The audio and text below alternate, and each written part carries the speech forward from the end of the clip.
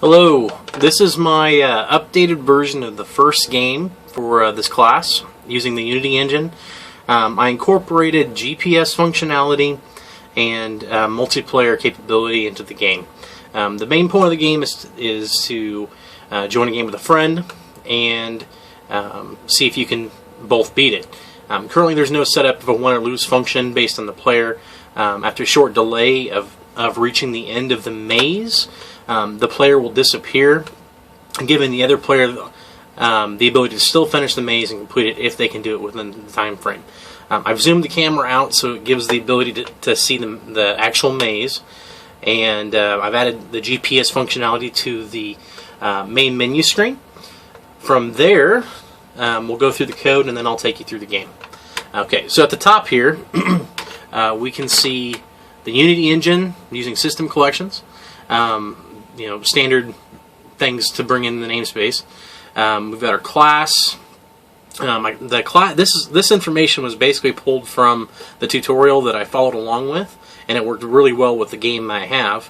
It's got a couple of private, I should say a few private variables at the top with the host array. This is going to capture the amount of hosts that are currently available. And of course the refreshing information that's on there. There's one game object that gets cloned, and it's called player prefab. The GUI itself is added with a few buttons here. We got a start server and a refresh hosts. Once that refresh host button's clicked, if there is a server that is available, it'll pop up another button, and it's going to cycle through all the hosts available. Now I just used the current setup that came with the script, but if I wanted to change the name of that I could, but everything's going to come up with the same name, so it's not unique. Eventually, if I were to adapt this further, I would use a username or a location name, since the GPS functionality is there. From there, we've got another function here to start the server up. This is going to initialize to make sure it's working. If I remember correctly, based on the tutorial, Unity hosts the server itself. I could have done a local server if I wanted to add that extra functionality, but since their server is up, we're going to go ahead and use that today. On server initialize, so whenever that button is clicked to say start server, it's going to spawn the player. I didn't add any other thing in here. Technically, you could start the server up and start going through the maze. There is a timer at the top that starts with that as well. I didn't add any other features in there to stop that from happening. And then an update's going to refresh any of that detail to pull for the hosts lists, and then it's going to add any new rates during that update function.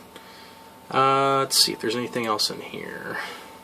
At the bottom, it's got a on connect server, so when the server room is clicked, it's going to spawn the additional player, and they're currently spawning in the same location.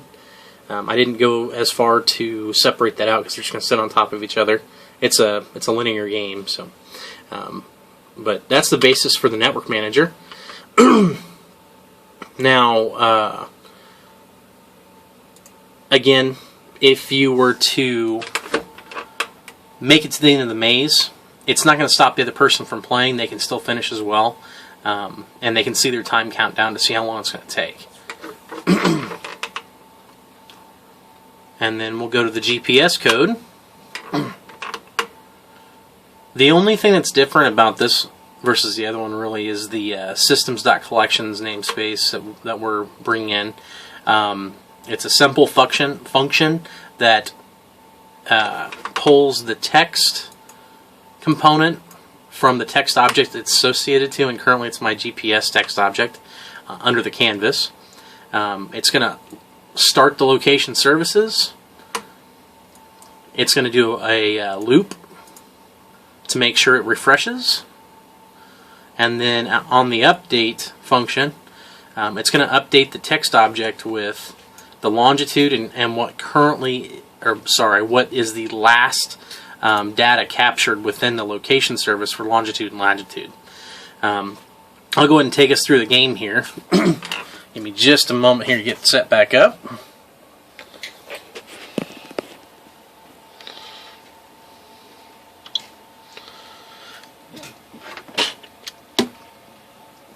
Okay, I know it's hard to see the little instance down there, but it's the exact same as this one.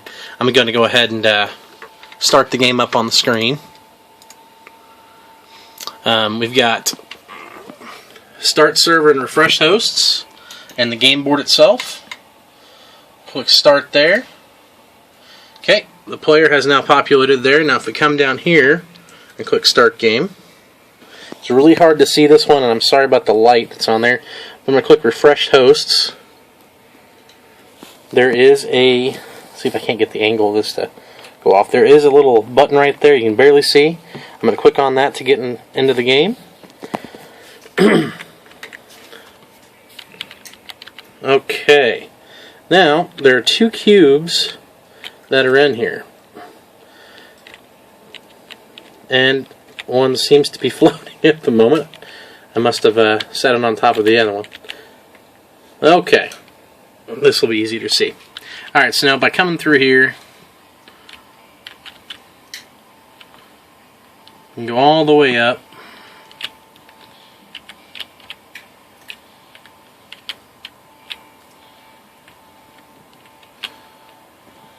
And it takes you to congrats, you won.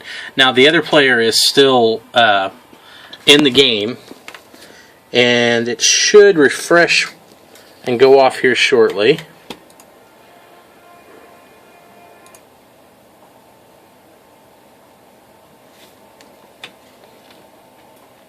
There it goes. Okay. And that's my my multiplayer and GPS functionality.